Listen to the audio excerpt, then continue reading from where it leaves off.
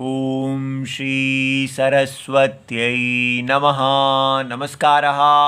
षट्त्रिंशदधिक-द्विशततमी कक्षा, विषय कारक, और आज का हमारा सूत्र है षष्ठी शेषे 2-3-50 अष्टाध्यायी जी में देखा जाता है। ये देखिए दूसरा अध्याय है, तीसरा पाद है, तृतीय पादः इसका अधिकार है। इसी में सारी की सारी विभक्तियों के सूत्र हैं और ये 2-3-50 षष्ठी शेषे ये सूत्र आज हम करने वाले हैं। इसमें किसी भी सूत्र से कोई अनुवृत्ति नहीं आ रही है। षष्ठी प्रथमा विभक्ति एक वचनम, शेषे सप्तमी विभक्ति एक वचनम।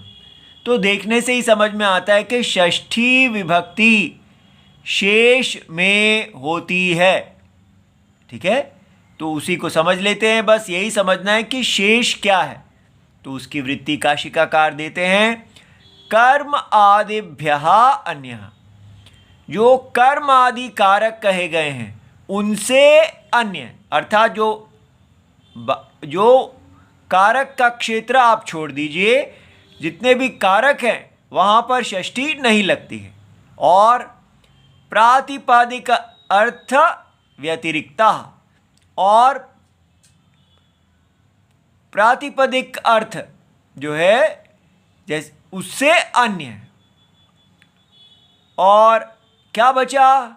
स्वस्वामी संबंध आदि जो बचता है उसको शेष कहते हैं। तत्र षष्ठी विभक्ति भवति, वहाँ षष्ठी विभक्ति होती है। ठीक है, अर्थात यहाँ नहीं होती है, कारकों में नहीं होती है। अगर आपने प्रातिपदिक अर्थ बताना हो तब भी षष्ठी नहीं होगी। तो इन दोनों के छोड़ के बाकी सारे जितने स्वसंबंध, स्वस्वामी आदि संबंध हैं वहाँ षष्ठी होती है। तो अभी हम देख लेते हैं। पहला कहा गया कर्मादिभ्यः अन्यः। तो कर्मादिभ्यः अन्य क्या है? हमने ये सूत्र सारे किए हैं जिन्होंने बताया है कि कर्मणि द्वितीया अनभिहिते, ठीक है, चतुर्थी संप्रदाने कर्तृकरणयोः तृतीया, सब में बता दिया गया है कि अपादाने पंचमी और सप्तमी अधिकरणे, सब में किस किस कारक में कौन कौन सी विभक्ति लगेगी। तो ये कारक क्या होते हैं हम देख लें। ये सब कारक जो हैं ये क्रिया के साथ संबंध बताते हैं। ठीक है, जैसे कर्ता का क्रिया के साथ संबंध, कर्म का क्रिया के साथ संबंध, करण का, और ये सब संज्ञाएं हैं। ठीक है, क्रिया शब्द जैसे रामः गच्छति, तो राम संज्ञा है। रामः विद्यालयम गच्छति, विद्यालय संज्ञा है। तो संज्ञा और क्रिया का संबंध है, जिनमें सारी संज्ञाएं जो हैं वो कारक होती हैं, क्रिया को बनाने वाली होती हैं। तो इसमें यहाँ वाक्य में किसी संज्ञा पद और क्रिया, तो ये संज्ञा पद है और ये क्रियापद है। तो संज्ञा पद और क्रिया के बीच में संबंध होता है, जो संबंध होता है उसे ही कारक कहते हैं। ये बात आपको समझ में आ गई। तो याद रखना है कि वाक्य में दो क्रियाओं में संबंध जो होगा वो नहीं, जो संज्ञा पद है और क्रिया में जो संबंध है वो संबंध, जैसे रामः गच्छति, तो राम गच्छति क्रिया के कर्ता हैं। तो कारक क्या हुआ? कर्ता का, कर्ता एक संबंध है। ठीक हो गया। तो यहाँ पर षष्ठी नहीं आएगी।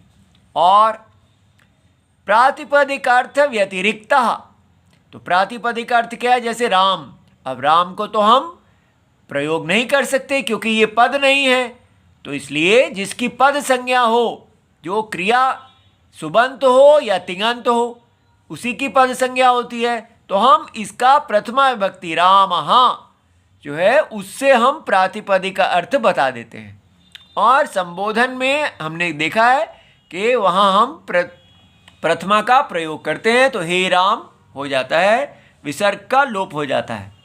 अच्छा जी, अब उसके बाद तीसरी श्रेणी बची स्वस्वामी संबंध आदि संबंध जो हैं वो शेष में आए। अब वो क्या है? सामान्यतः षष्ठी विभक्ति के द्वारा एक विशेष्य, याद रहे, एक विशेष्य पद या सर्वनाम पद किसी ऐसे दूसरे पद पर अधीनता बताती है। ये षष्ठी क्या बताएगी कि विशेष्य का दूसरे पद के साथ जो अधीनता है, जो प्रायः एक विशेष्य या विशेषण पद का होता है, ठीक है, किंतु कभी कभी क्रियापद भी होती है। ऐसे अभी देखते हैं कैसे। तो मूलतः हमें समझ में आया कि षष्ठी जो है विशेष्य और विशेष्य के बीच में होगी, या विशेष्य या विशेषण, या विशेष्य या कभी कभी क्रिया के बीच में भी हो सकती है। देखिए उदाहरण देखते हैं, जैसे स्वामी भाव संबंधा, ठीक है, जैसे राज्ञः पुरुषः, राजा का पुरुष, माने राजा का कोई मंत्री आदि हो तो उसको भाई राजा का आदमी आया है, ऐसे। तो अब यहाँ जो राजा ये परिच्छेदक है और पुरुष परिच्छेद्य है, माने पुरुष कोई अगर राजा ना लगाएं तो ये स्वतंत्र हो जाएगा, कोई भी पुरुष हो सकता है, लेकिन राजा के साथ लगाने से ये अब इसका राजा के साथ ही संबंध हो गया, ठीक है। तो उसने उसको सीमित कर दिया, परिच्छेदन कर दिया। तो जो परिच्छेदक है उसमें हमने षष्ठी लगा दी और उसने ये बताया कि ये पुरुष राजा के अधीन है, ठीक है, ऐसा। लेकिन अगर यहाँ कृष्णः पुरुषः काला पुरुष होता तो हम षष्ठी नहीं लगाते, क्योंकि ये इसका गुण है, ठीक है। तो ये जो विशेषण होती है, जो परिच्छेदक है, उसका राजा पुरुष का गुण नहीं है, ठीक है, राजा उसका परिच्छेदक है, वहाँ षष्ठी लगती है, ठीक है। चाहे पुरुष राजा से विशिष्ट है पर ये उसका गुण नहीं है। ये बात समझ में आई। इसी प्रकार अवयव अवयवी भाव संबंधः, पशोः पादः, पशु का पैर। तो पशु क्या है? अवयवी, जिसका अंग है, ठीक है, अंगी अंग।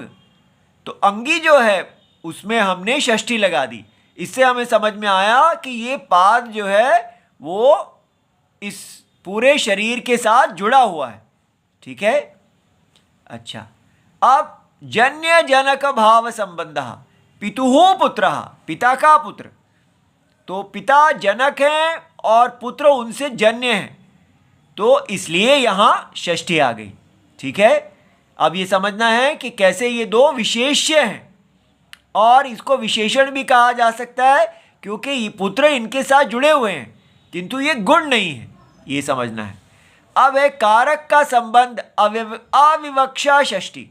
जहाँ कारक की विवक्षा ना की गई हो वहाँ भी षष्ठी कही जाती है। काशिका ने तो नहीं माना, लेकिन ये आगे कहा जा रहा है। देखिए कहाँ, जैसे स्त्रीणाम विश्वासः न एव कर्तव्यः, ऐसा हितोपदेश में वाक्य है, अर्थात स्त्रियों का विश्वास नहीं करना चाहिए। लेकिन ये उचित नहीं है, कहना चाहिए स्त्रीषु विश्वासः, स्त्रियों में विश्वास नहीं करना चाहिए। तो ये इसलिए विश्वास का अधिकरण है वो। तो ये इसके लिए आपटे कहते हैं इस प्रकार के रूपों को सामान्य नियम का उल्लंघन समझना चाहिए और इसका अनुकरण नहीं करना चाहिए, ठीक है। इसलिए कारक की अविवक्षा, अगर कोई लेखक कारक नहीं बताना चाहते तो वह ऐसा बनाते हैं, किंतु इसको आगे नहीं बढ़ाना चाहिए। इति सर्वम शिवम प्रणाम।